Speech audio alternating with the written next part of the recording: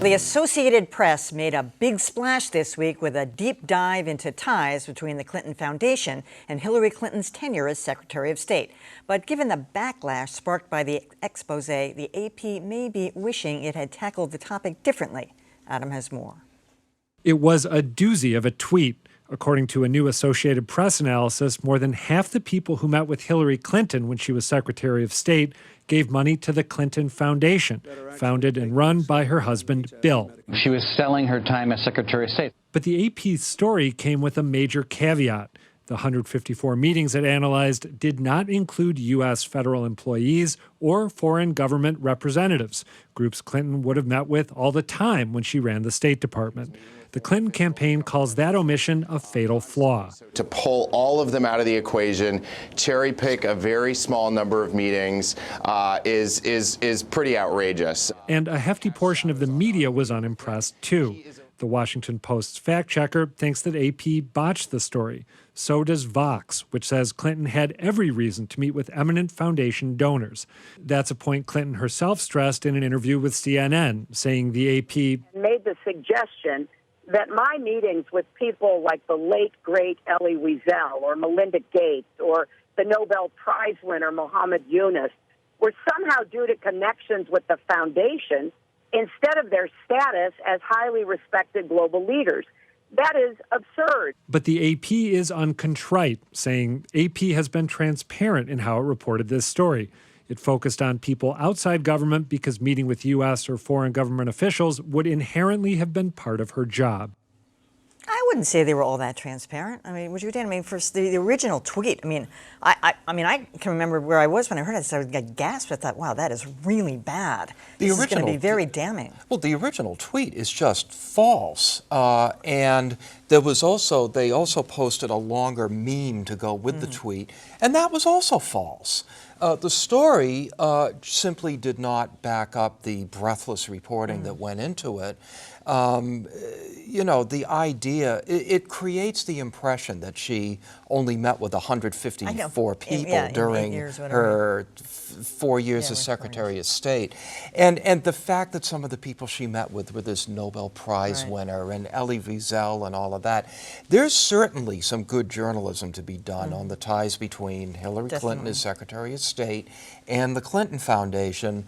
Unfortunately, the AP took a big swing on this one, and they pretty much missed.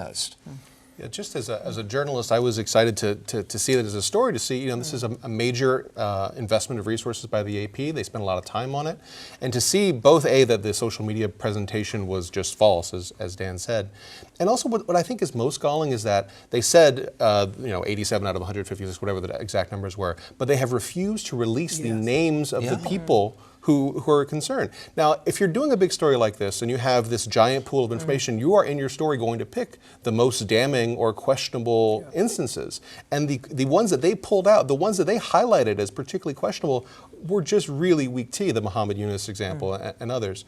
The fact that, I think if you're at the Associated Press and you're actually making a claim this big and you get pushback on it, it's your responsibility to show your work and to show what, you know, how you reach these conclusions. It's a bad look for AP.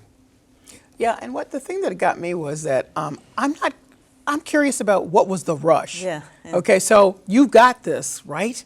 And they said when they got pushback initially, well, we're waiting for some other documents to review.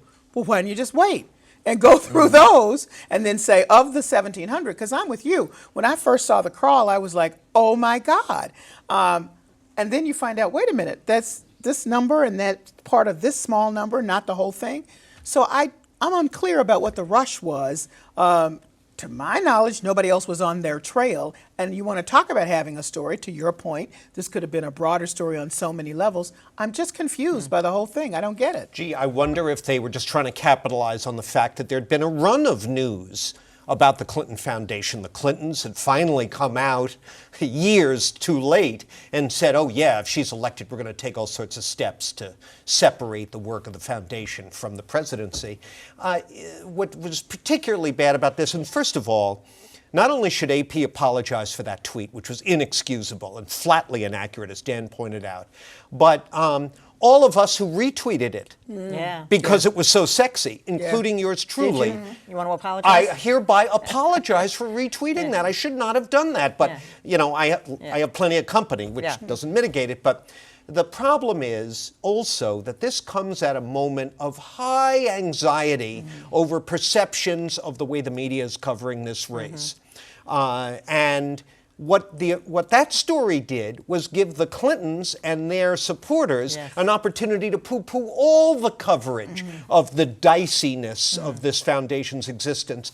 All you have to do is go back to last Sunday's New York Times, where there's a long article summarizing some of the really questionable episodes of Clinton Foundation donors and then the way they subsequently got access. No, that's right. At the same time, though, I have to point out that this feels like many other Clinton scandal stories over the years, where at first you say, oh my God, and then there never seems to be an awful lot there. From Whitewater to Benghazi to this.